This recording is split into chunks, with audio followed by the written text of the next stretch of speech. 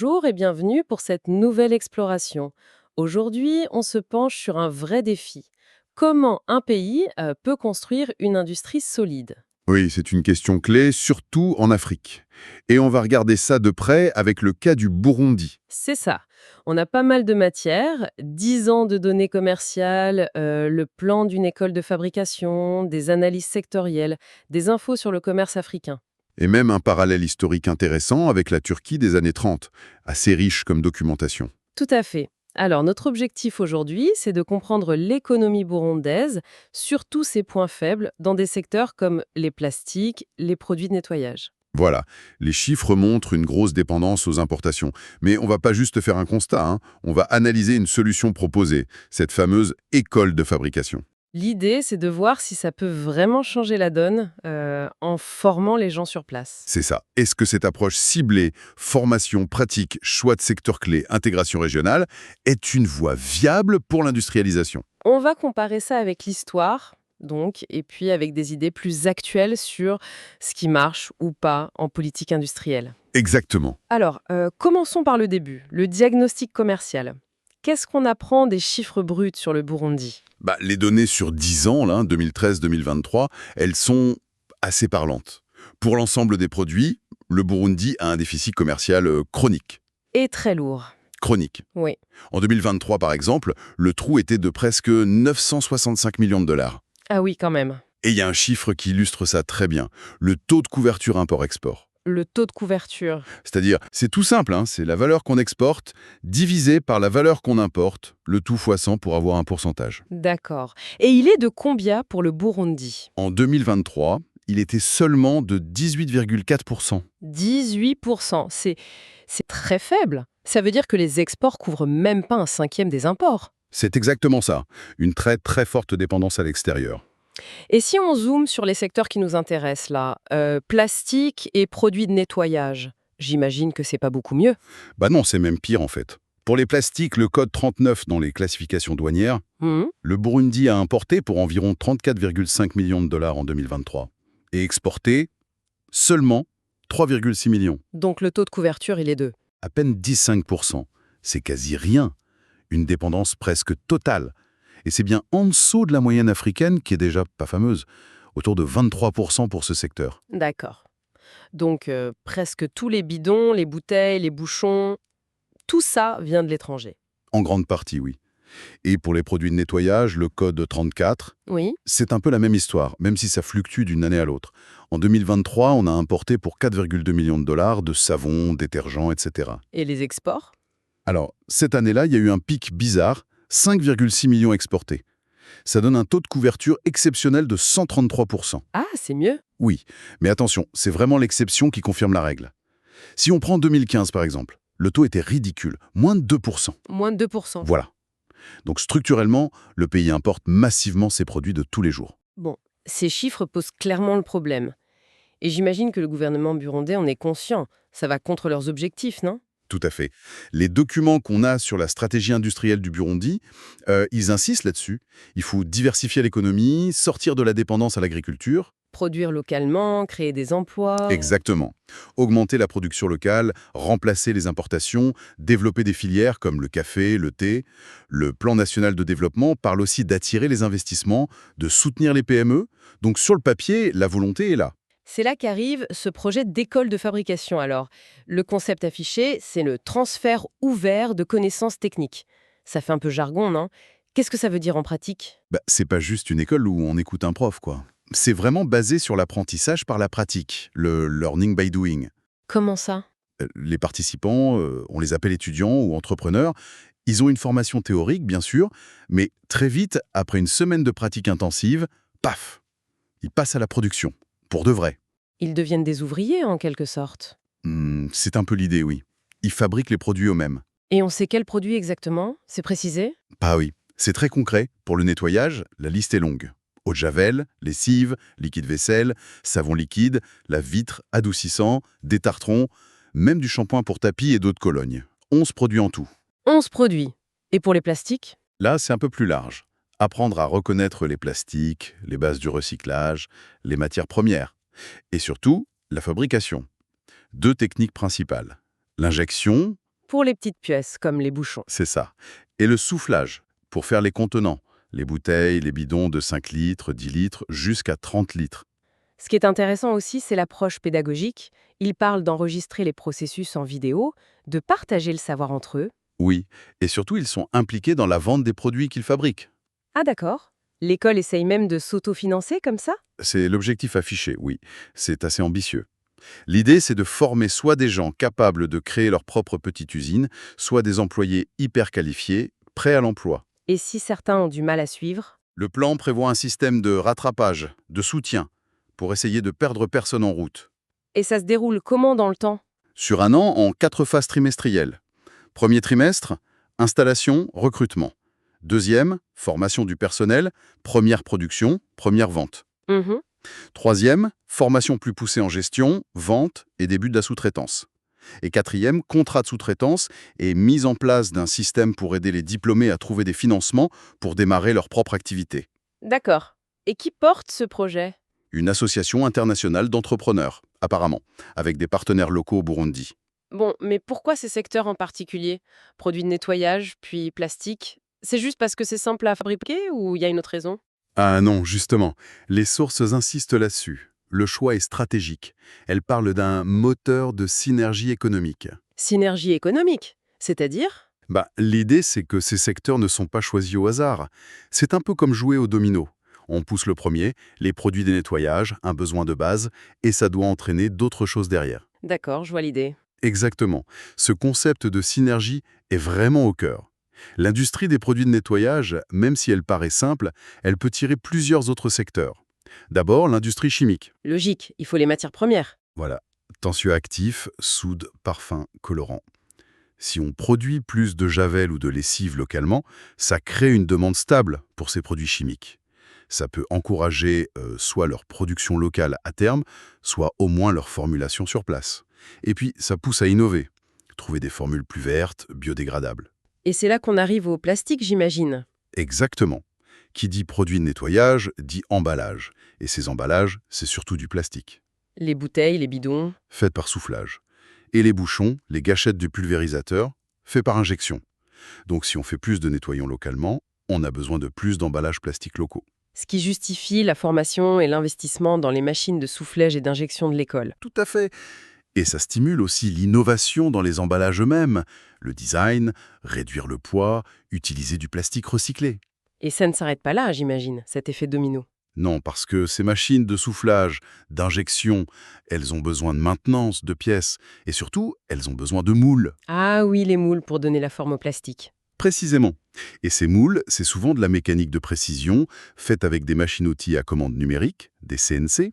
Donc, ça crée une demande potentielle pour l'industrie mécanique, la métallurgie. Et les lignes pour remplir les bouteilles, les emballer? Pareil, pour être compétitif, il faut automatiser un peu. Donc, ça tire le secteur de l'automatisation. Sans oublier la recherche pour les formules, les emballages, et le gros défi du recyclage si on produit plus de plastique. Bien sûr, c'est tout un ensemble. La vision globale, c'est une industrialisation par petits pas, mais connectée. On part de produits de base, on développe les compétences et la demande dans les secteurs liés chimie, plastique, machines. Et ça, petit à petit, ça peut jeter les bases pour des industries plus complexes. C'est une approche progressive en fait, construire un petit écosystème. C'est ça, incrémental et interconnecté. C'est intéressant comme logique. Mais bon, produire localement, c'est une chose, encore faut-il vendre. Comment ce projet s'insère dans le contexte du commerce en Afrique? C'est un point crucial, oui. Les sources nous rappellent que le Burundi ne vit pas en vase clos, il fait partie de plusieurs zones économiques régionales. La plus grande, c'est la ZESCF. La zone de libre-échange continentale africaine. Exactement. AFCFTA en anglais. L'objectif est énorme. Créer un marché unique de presque 1,4 milliard de personnes, en supprimant la plupart des droits de douane entre pays africains. Le potentiel est gigantesque alors, surtout pour les produits manufacturés. Oui, et on a des chiffres pour les produits qui nous intéressent, ça donne un peu le vertige. Ah oui, En 2023, les importations de produits de nettoyage dans toute la zone ZLCAF, c'était 3,5 milliards de dollars. 3,5 milliards. Et pour les plastiques, 26,6 milliards. Waouh! Alors attention, hein, le Burundi va pas rafler tout ça demain matin. Mais ça montre l'océan d'opportunités qui existe, si une production locale arrive à être compétitive. Et il y a des marchés plus proches aussi, non? Bien sûr, le Burundi est membre du COMESA, le marché commun de l'Afrique orientale et australe. Et de l'EAC? Et de l'EAC, la Communauté d'Afrique de l'Est, c'est plus accessible à court terme. Rien que pour l'EAC, dont fait partie le Burundi, les importations de nettoyants, c'était un demi-milliard de dollars en 2023. Un demi-milliard. Et plus de 3 milliards pour les plastiques. Donc, même une petite production locale au début, elle peut viser ses marchés voisins. D'accord. Donc le potentiel est là. Mais bon, l'histoire montre que lancer une industrie, c'est pas si simple. Justement, ce parallèle avec la Turquie, qu'est-ce qu'il nous apprend? Ah, c'est très instructif. On part du premier plan quinquennal industriel turc, 1934-1938. Le contexte est assez similaire, d'une certaine manière. Une jeune république, sortie d'une guerre, la grande crise économique mondiale de 29. Et une prise de conscience? Oui. La prise de conscience que juste attendre que le secteur privé investisse, ça ne suffisait pas pour démarrer l'industrialisation. Alors, la Turquie a changé de cap. Elle est passée d'une approche assez libérale à ce qu'ils ont appelé l'étatisme. L'étatisme. C'est-à-dire que l'État prend les choses en main. C'est ça. L'objectif numéro 1, c'était de produire sur place ce qu'ils importaient massivement, la substitution des importations. Pour quels produits? Les biens essentiels. Textile, papier, verre, ciment, chimie de base, acier. L'idée, c'était d'utiliser les ressources du pays et de limiter la dette extérieure, même s'il y a eu des crédits étrangers ciblés. Et comment l'État a fait ça, concrètement? Il a construit des usines? Oui, l'État est devenu un véritable entrepreneur industriel. Via des grandes entreprises publiques, des holdings créés pour ça. La plus connue, c'est Sumerbank. Une banque. Pas seulement, c'était une banque, mais aussi un géant industriel qui gérait des dizaines d'usines. Textile, papier, céramique. Il y avait aussi Etibank pour les miner l'énergie, d'autres agences pour chercher les minerais, planifier l'électricité. Une vraie planification. Oui, et ils ont mis les usines un peu partout dans le pays, pas juste dans la capitale, pour diffuser le développement. Et ça a marché? Quels ont été les résultats? D'après la source, les résultats ont été assez spectaculaires pour l'époque. En quelques années, une vraie base industrielle a été créée. La balance commerciale qui était déficitaire est devenue excédentaire. Ah oui! Le PIB par habitant a quasiment doublé entre 1923 et 1938. Et ils ont nationalisé des entreprises étrangères clés. Bon, c'est un exemple historique, mais ça montre l'impact que peut avoir une stratégie industrielle forte, planifiée par l'État, surtout au début. C'est intéressant. Et ce besoin d'une stratégie claire, d'un pilotage, ça rejoint des idées plus modernes qu'on trouve dans d'autres sources, comme les transcriptions de IMM-TV, non? Tout à fait. C'est un écho assez frappant. Oui, ce qui ressort de ces discussions plus récentes, c'est l'idée que la politique industrielle doit venir avant le reste. C'est ça. Qu'elle doit guider les autres politiques. Monétaires, fiscales, éducatives. C'est un peu l'inverse de ce qu'on entend souvent, où on fait des réformes structurelles générales et on espère que l'industrie suivra. Là, l'idée, c'est on décide d'abord quoi produire, comment, et ensuite, on adapte le reste pour que ça marche. Un autre point fort, c'est l'idée d'un entrepreneuriat industriel qu'il faut cibler, soutenir très concrètement. Et un financement industriel qui va avec. Pas juste des aides généraux, donc? Non, du soutien très spécifique, formation, pratique pointue, bonne connaissance des marchés comme les marchés africains dans notre cas, du mentorat, et même proposer des projets clés en main pour aider les nouveaux à se lancer. Ces discussions vont même jusqu'à imaginer un institut d'industrialisation, une sorte de guichet unique? Un peu plus que ça même. Une structure qui ferait tout. Analyser les données pour voir où sont les opportunités, concevoir les projets d'usine, proposer ces projets, aider à trouver le financement, former les gens, aider à faire les premiers prototypes. Le but, c'est de réduire le risque pour celui qui veut se lancer. Exactement. Réduire le risque au maximum et s'assurer que tout ça va dans le sens des objectifs du pays. C'est une vision très proactive de l'industrialisation. On n'attend plus que l'étincelle vienne toute seule. Fascinant. Alors, si on remet tout ça ensemble, les défis du Burundi, cette école de fabrication très pratique, la logique de synergie, le potentiel des marchés africains, les leçons turques et ces idées de pilotage, comment ça colle pour le Burundi? Cette école de fabrication, elle semble cocher pas mal de cases, effectivement. Déjà, elle répond au problème du chômage des jeunes, qui est mentionnée comme un gros souci dans les documents sur la formation technique au Burundi, elle offre du concret. Oui, ensuite, elle est pile dans les objectifs affichés par le pays. Diversification, production locale pour remplacer les importations. Elle choisit aussi des secteurs de base, nettoyage, plastique, où la demande est là, et avec ce potentiel de synergie pour entraîner d'autres choses. C'est ça. Et quatrièmement, elle est pensée dans une logique régionale.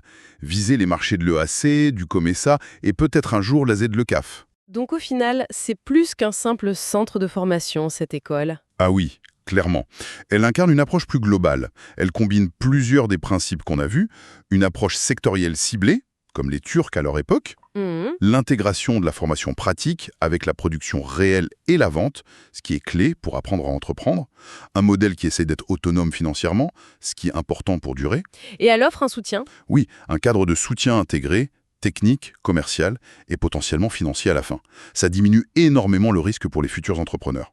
C'est une sorte de mini-institut d'industrialisation appliqué à juste 2 secteurs pour commencer. Une approche très pragmatique finalement. Tout à fait. Et ça nous amène à la réflexion finale peut-être. Est-ce que ce modèle, choisir des secteurs de base, stratégiques, créer des synergies, former par la pratique, encadrer les entrepreneurs, s'inspirer du passé et des idées modernes, est-ce que ça ne serait pas une voie plus efficace? Et peut-être qu'on pourrait la reproduire ailleurs, là où les approches plus classiques ont souvent patiné. La question reste ouverte, bien sûr. Mais ça fait réfléchir. Au-delà de l'argent, qu'est-ce qu'il y a de crucial dans ce genre de modèle? Qu'est-ce qui manque souvent ailleurs? Est-ce que c'est cette coordination très fine, très volontaire entre la formation, la production, le marché, le financement, le tout dans une stratégie claire? C'est peut-être une des clés. Voilà une piste de réflexion. Merci de nous avoir écoutés pour cette analyse. Et à très bientôt pour une prochaine exploration.